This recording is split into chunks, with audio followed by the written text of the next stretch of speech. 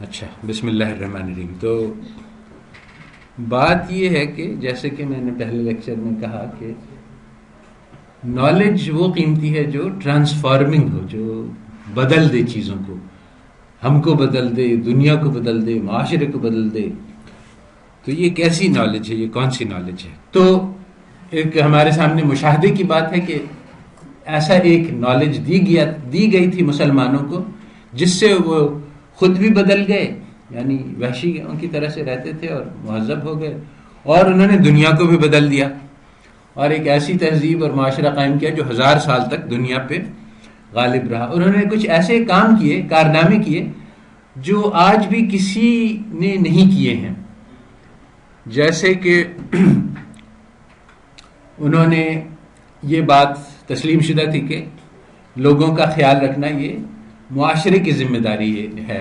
چنانچہ بچوں کو تعلیم پانے کے لیے پیسے نہیں دینے پڑتے تھے، بلکہ یعنی سوال ہی نہیں پیدا ہوتا تھا، یہ تصور ہی نہیں تھا. یعنی اگر کوئی بھی آدمی علم حاصل کرنا چاہتا تھا تو اب یہ ہماری اجتماعی ذمہ داری ہو جاتی تھی معاشرے کی کہ اس کو فیسیلیٹیٹ کریں اس معاملے میں. اور اس کے یعنی بہت سارے شواہد ہیں. تو ہاسپٹل، سکولز، ان سب میں فیس کا تصور نہیں تھا. اسی طرح سے ترک شہروں میں آپ چلے جائیں تو وہاں ہر شہر میں ایک مہمان سرائے ہوتی ہے شہر کے بیچ میں، کہ کوئی بھی مہمان آئے ہمارے شہر میں تو اس کے رہنے ٹھہرنے کا انتظام یہ ہمارے ذمہ داری، ہمارے پاس کوئی یعنی.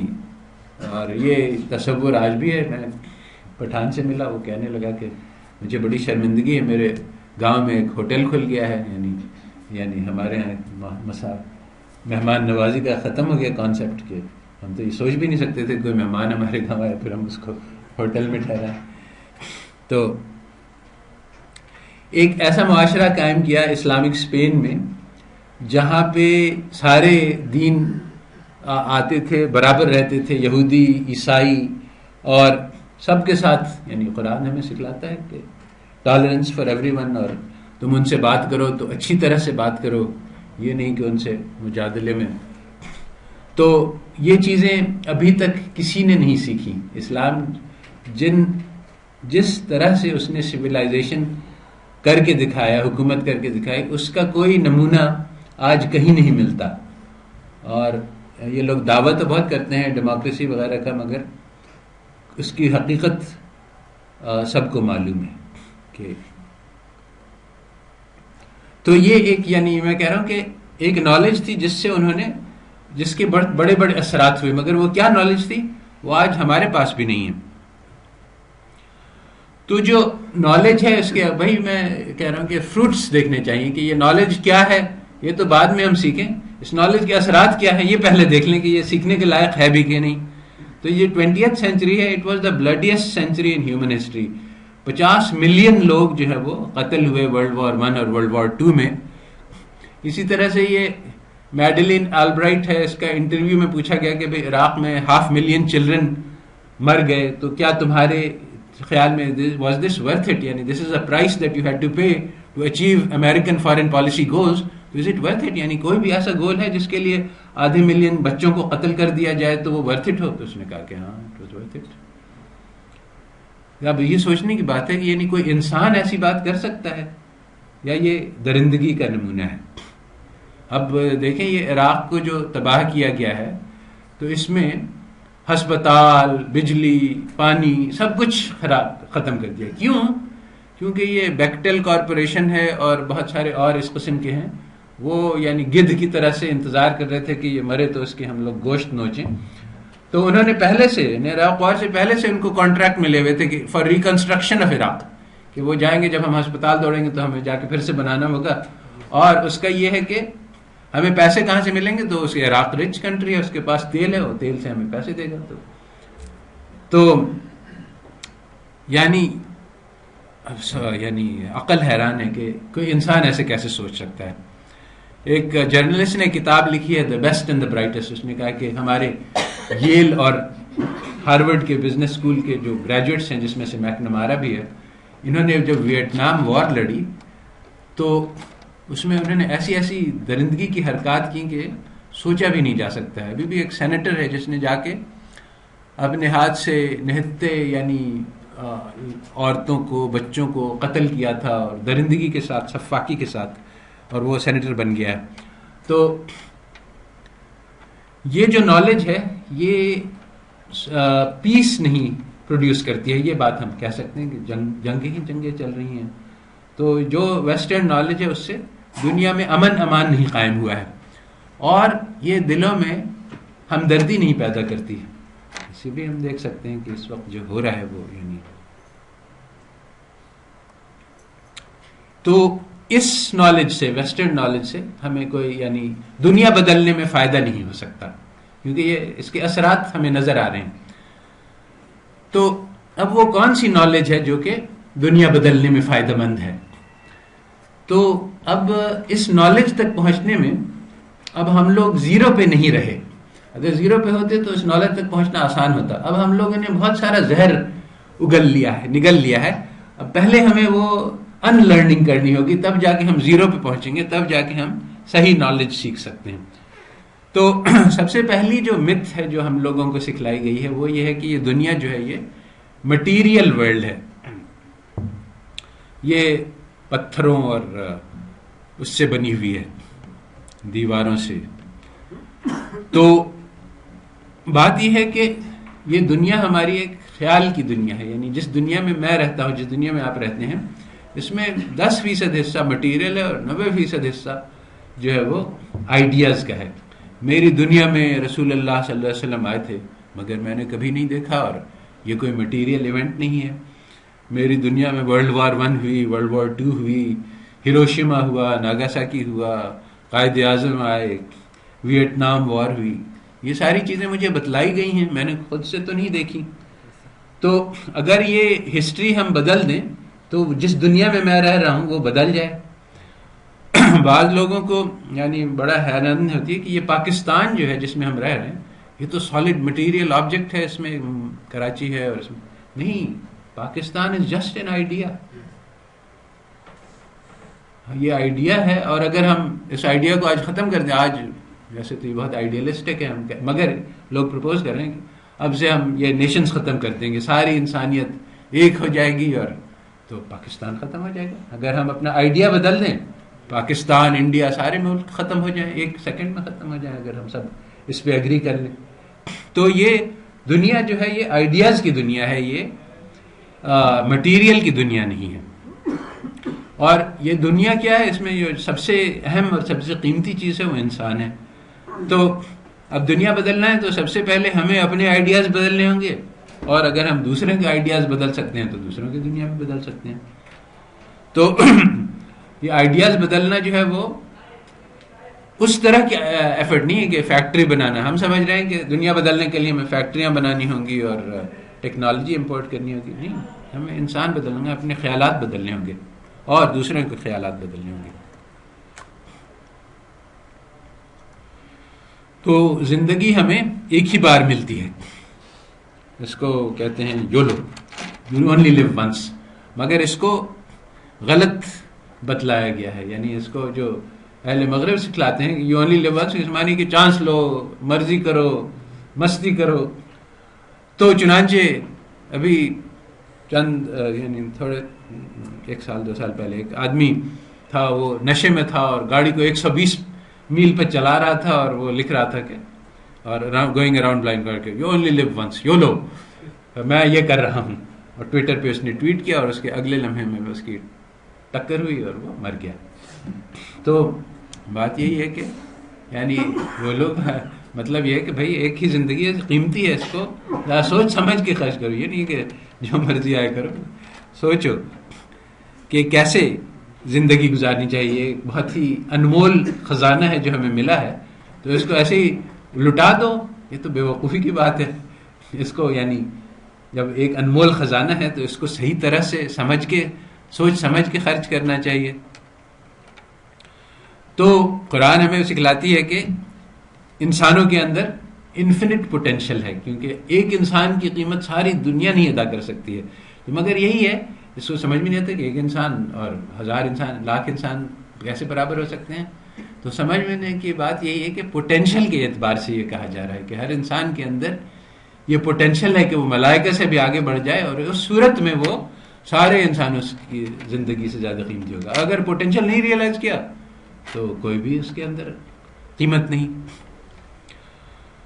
تو کیسے بیج جو ہے وہ درخت بن سکتی ہے، کیسے ہمارے دل کے اندر جو بیج ہے اللہ تعالیٰ نے لگائی ہے وہ کیسے اپنا پوٹینشیل اچیو کر سکتی ہے، کیسے ہم وہ بن سکتے ہیں جو کہ اللہ تعالیٰ نے ہمیں جس کام کے لیے بھیجا ہے وہ ہم کیسے کر سکتے ہیں. تو اللہ تعالیٰ نے اس کا تذکرہ کیا ہے کہ ایک بیج کو جو ہے وہ ایک درخت کیسے بناتے ہیں، اور یہ جو شجرۃ طیبہ ہے اس کے جو جڑ ہیں وہ بہت گہری ہیں اور اس کے شاخیں جو ہیں وہ آسمانوں تک پہنچتی ہیں. تو اب اس خیال کے اپوزٹ جو خیال ہے نا وہ ہمیں ویسٹ نے دیا ہے کہ ہیومن ریسورس خیال یہ ہے کہ انسان جو ہے وہ ایک مشین ہے جس کے ذریعے سے پیسہ بنانا چاہیے. تو جتنا پیسہ انسان بنا سکتا ہے وہ اتنا ہی قیمتی ہے. تو انسان کو کیا سیکھنا ہے کہ کیسے تم ایک مشین کا پرزہ بنو اور اس میں فٹ کر سکو. تو جب ہم اکنامکس پڑھتے ہیں تو ہم پروڈکشن فنکشن پڑھتے ہیں کہ y = F of KL، کہ دی آؤٹ پٹ جو ہے اس کو بنانے کے لیے ہمیں کچھ کیپٹل چاہیے، کچھ لیبر چاہیے. تو اب یعنی انسان جو ہے اس کی، اور پھر کیا ہے لیبر کی کیا ویلیو ہے، مارجنل پروڈکٹ آف لیبر، جتنا وہ کنٹریبیوٹ کرتا ہے پروڈکشن میں اتنی اس کی ورتھ ہے. تو بات یہ ہے کہ this is completely opposite view of the world from the correct view, کہ ساری دنیا کی ساری چیزیں تو ہمارے لیے بنائی گئی ہیں. Everything is an input into our life. سارا جو مال ہے، سارے جو پروڈکٹس ہیں وہ اس لیے کہ ہم اس کو استعمال کریں. یہ نہیں کہ انسان جو ہے وہ استعمال ہوتا ہے چیزیں بنانے کے لیے، بلکہ چیزیں استعمال ہوتی ہیں انسان بنانے کے لیے. تو اب یہ تصور کیسے پیدا ہوا؟ بات یہ ہے کہ یہ 1914 میں، یہ یعنی ایک صدی کی میں یورپ نے ساری دنیا کو فتح کر لیا. یہ کیوں فتح کیا اس کی الگ سٹوری ہے جو کسی اور موقع پہ بتلائیں گے. تو 85% دنیا ان کے ہاتھ میں آ گئی. تو اس کا مقصد کیا تھا آفٹر آل؟ کیوں انہوں نے ساری دنیا فتح کی؟ یعنی بہت سارے لوگ تھے، جیسے ایک جیزوٹ پریسٹ تھا وہ چائنا پہنچا تو اس نے کہا کہ یہ لوگ تو بہت مضبوط امپائر ہے ان کا، اگر یہ چاہیں تو آس پاس کے بہت سارے کنگڈمز ہیں ان کے، ویتنام ہے، یہ سب کانکر کر سکتے ہیں، ان کے پاس جتنی طاقت ہے کسی کے پاس نہیں. مگر یہ تو ان کا خیال ہی نہیں پیدا ہوتا ہے، یہ سوچتے نہیں. اور یہ بہت عجیب بات ہے، ہمارے ہاں تو کوئی اگر کوئی یورپین بادشاہ بن جائے تو اس کو سب سے پہلا کام یہی ہو کہ جا کے ویتنام پہ قبضہ کرو، جا کے فلانے پہ قبضہ کرو. مگر یہ لوگ انسان ہیں، سویلائزڈ ہیں، کہتے ہیں کہ بھائی وہ ویتنام اپنے خوشی سے جی رہے ہیں، ہم لوگ اپنا خوشی سے ہیں، کیوں ہم جا کے ان کے اوپر قبضہ کر لیں. تو اب ان لوگوں نے کیوں ساری دنیا پہ قبضہ کر لیا؟ تو بات یہ کہ انہوں نے یہ ان کے سر میں یہ سودا سوار تھا کہ پیسے بنانے ہیں کسی طرح سے. اب یہ پیسے بنانے یہ جنون کی حد تک ان کے اوپر سوار تھا. تو ساری دنیا کو انہوں نے ریسورس بنا دیا. اچھے خاصے ایسے ممالک جس میں یعنی ہر چیز آرام سے ہو رہی تھی، سارے فنکشنز تھے، ان کو جا کے انہوں نے قبضہ کر لیا. سارے انسانوں کو انہوں نے اپنی فیکٹری میں لگا دیا. سارے جو کھیت تھے انہوں نے کہا ایک دم کپاس اگاؤ تاکہ وہ یورپ میں ایکسپورٹ ہو. وہاں کی یعنی لوکل اکانومی تھی جو جیسے انڈیا میں تھی، جس میں ہر چیز اگائی جاتی تھی تاکہ یعنی جو مین کانسیپٹ تھی وہ سیلف سفیشنسی تھی کہ ایک چھوٹا سا گاؤں ہے، اس میں ساری ضرورت کی چیزیں سب لوگ مل کے اگا لیتے تھے اور اپنا آرام سے زندگی گزارتے تھے. تو انہوں نے یہ مشہور کیا بالکل غلط کہ ساری دنیا غیر تہذیب یافتہ تھی. ان کا خیال یہ ہے، اور ہمارے لوگ اس کو دہراتے ہیں، کہ جب انگریز یہاں آئے تو یہاں لوگ جو ہیں وہ جنگلوں میں رہتے تھے، درختوں پہ، اور وہ ان کو چھری کانٹوں سے کھانا نہیں آتا تھا اور بیئرلی تہذیب یافتہ نہیں تھے. تو ہم نے آ کے ان کو ٹیبل مینرز بھی سکھلائے اور ان کو تہذیب بھی دی اور تعلیم بھی دی اور ساری چیزیں جنگلوں سے نکال دیا. یہ بالکل ہی بیوقوفی کی بات ہے. تہذیب میں ہم ان سے اس زمانے میں بھی آگے تھے اور اس کے بعد بھی، یعنی ان کے تو مگر یہ کہنا ضروری ہے ان کا، ورنہ پھر کوئی یعنی کیسے، جیسے کہ انہوں نے، جس کی مثال ہے کہ یعنی عراق کو جب انہوں نے کانکر کیا تو کیا کہا گیا امریکہ میں کہ یہ ایک بہت ایول ڈکٹیٹر ہے جو اپنی قوم کو اپریس کر رہا ہے، ہم اس کی قوم کو اس سے نجات دلانے کے لیے انویڈ کر رہے ہیں.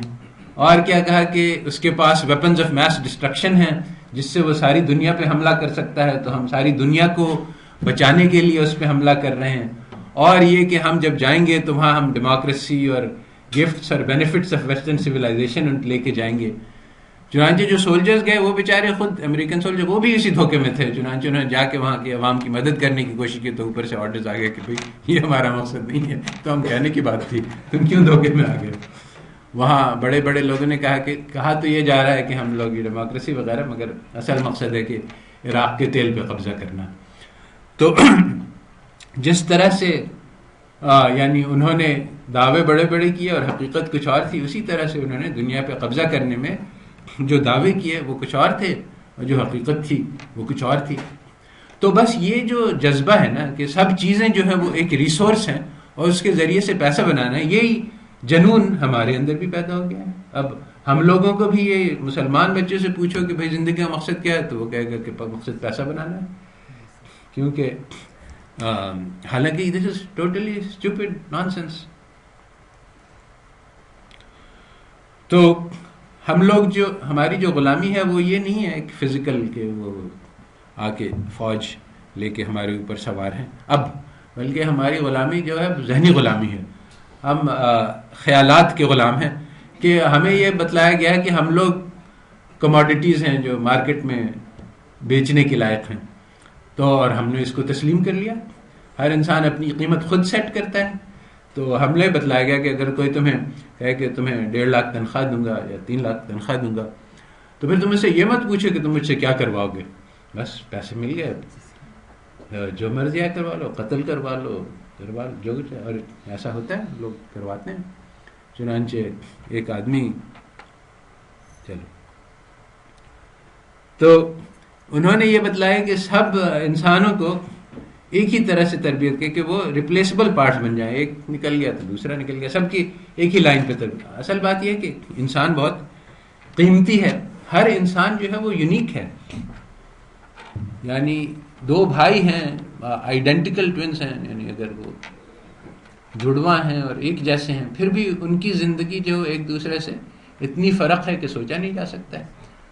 تو یہ جو سائنس ہے یہ تو اسٹڈی ہے پیٹرنز کی کہ تاریخ میں کیا ہوا، مگر ہر انسان کے اندر ہر اس لمحے میں ہمارے سامنے ہو سکتا ہے کہ کوئی ایسا موقع ہو ہمارے سامنے جو ہم ہاتھ سے پکڑ سکتے ہیں جو کہ تاریخ میں اس سے پہلے کبھی نہیں آیا اور کل بھی نہیں آئے گا، بس یہ ایک لمحہ ہے نادر. تو اب کوئی بھی اس میں سائنس لگائیں گے نا اب تو رہ جائیں گے، کیونکہ آپ کہیں گے پیٹرن پہلے کیا ہوا. نہیں، یہ تو ابھی ایک یونیک موقع ہے اور ہر انسان یونیک ہے اور ہر تاریخ کا ہر لمحہ یونیک ہے. تو یہ بالکل ہی اینٹی سائنس ہے جس کو کہا جائے کہ. تو اب اس کو پہچاننا کہ اس لمحے میں کیا کیا امکانات ہیں اور ان کو میں کیسے، تو اس کے لیے ایک ایسی سوچ چاہیے جو مغرب میں ہے ہی نہیں. ایک بار میں اسی قسم کا لیکچر دے رہا تھا وہاں برمنگھم میں، تو ریلیجن ڈیولپمنٹ کی. تو کسی نے کہا کہ نہیں تم اصل میں یہ کہہ رہے ہو اس لیے، مگر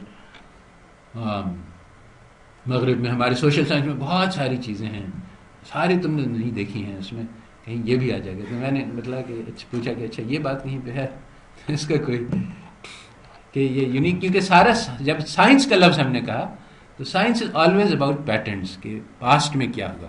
جو ہم ریگریشن رن کرتے ہیں تو اس کی بنیادی مفروضہ اور یہ غلط مفروضہ ہے جس کی وجہ سے ساری اکنومیٹرکس ہی خراب ہے کہ جو پاسٹ میں پیٹرن ہوا وہی کنٹینیو کرے گا. اب یہ بات غلط ہے اور واضح طور پہ غلط ہے. اب ایک مرغی ہے، اس کو یہ بکری ہے، اس کو 1 سال تک انسان کھلاتا پلاتا ہے، مرغی کہتی ہے کہ کتنے اچھے لوگ بکری کہتی ہے پھر بقرعید آ جاتی ہے. جی ہاں، یعنی ہم لوگوں کو یہ سکھلایا گیا کہ تم لوگ سب انٹرچینجبل پارٹس ہو مشین میں، اور تم جتنا اچھا مشین میں کام کرو گے اتنا اچھا، تو تمہاری جو یونیکنیس ہے وہ تم سے چھپا دی گئی ہے. اور چنانچہ یہ میں کبھی کبھی اسٹوڈنٹ سے انٹرویو لیتا ہوں، اچھا بھائی تم کیا ہو تمہارا، میں تو ایک ٹرکش لڑکی تھی، اس نے کہا کہ میں سرادان بیری ہوں. تو یہ مجھے سرادان بیری کے مطلب کہ یعنی ایک لمبی قطار میں سے کوئی ایک کھڑا ہو، یعنی میرے جیسے ہزاروں ہیں. تو عام طور پہ یہی انسان کو یہی سمجھایا جاتا ہے کہ تم، میں کہا میرے اندر کوئی یونیک بات نہیں ہے، میں تو یعنی ہزاروں کی طرح سے ایک بندہ ہوں، جس طرح سے میری طرح سے ہزاروں لوگ ہیں.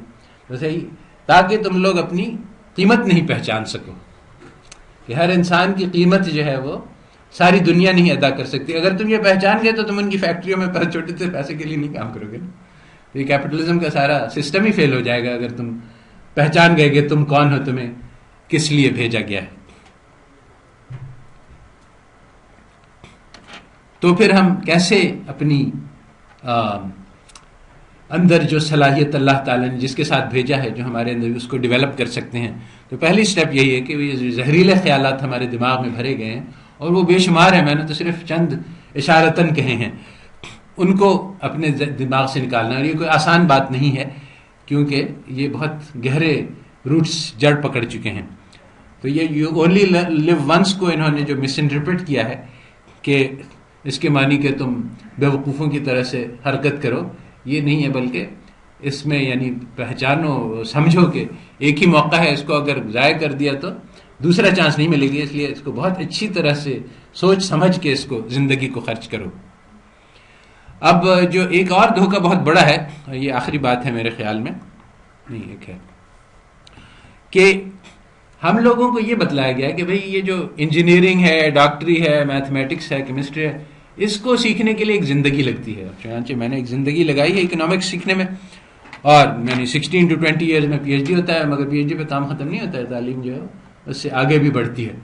تو تم اگر کسی بھی علم میں مہارت حاصل کرنا چاہتے ہو تو ایک زندگی لگانی پڑے گی اس میں. ہاں مگر اگر زندہ رہنے کا طریقہ ہے تو اس میں کسی سے کچھ نہ پوچھنا، کوئی کسی کو نہیں بتلانے دو، کسی کو حق نہیں پائے کہ تمہیں بتلائے کہ تمہیں کیسے زندگی گزارنی چاہیے. یہ تو میں ہوں، آئی ایم می. ایک چھوٹی سی بچی تھی، وہ اس کو بتلایا اس کی اماں نے، تو اس نے کہا کہ آئی ایم می. یعنی یہ اتنا زہر پھیل گیا ہے کہ میں اپنے سے مرضی سے فیصلہ کروں گی کہ مجھے کیسے زندگی، تم کون ہوتے بتانے والے. اب بتلاؤ، اگر ہم یہ کہیں کہ اچھا کیمسٹری کے بارے میں تم کسی کو کچھ نہ بتلانے دو، تم خود سے اپنے تجربہ کر کے پتہ چلاؤ کہ کیمسٹری کیا ہوتی ہے، تم خود سے تجربہ کر کے سیکھو کہ میتھمیٹکس کیا ہوتی ہے، تو بتلاؤ کہ کیا ہوگا. تم لوگ یعنی اسٹون ایج میں واپس پہنچ جاؤ گے. بیئرلی یعنی ملٹیپلیکیشن سیکھ لیا تو بہت بڑے جینیس ہو گئے. تو اتنا بڑا جو ہیریٹیج ہے وہ ہم سب کچرے میں ڈال دیں تو پھر تم لوگ بچے بن جاؤ گے. اور یہی ہوا ہے کہ یعنی زندگی کیسے گزارنی چاہیے، اس میں اسلام ہی نہیں سارے کلچرز میں، لاؤ تزو ہے، کنفیوشن، انہوں نے بہت گہری گہری باتیں کر رکھی ہیں. جیسے ایک لاؤ تزو کا کہنا ہے کہ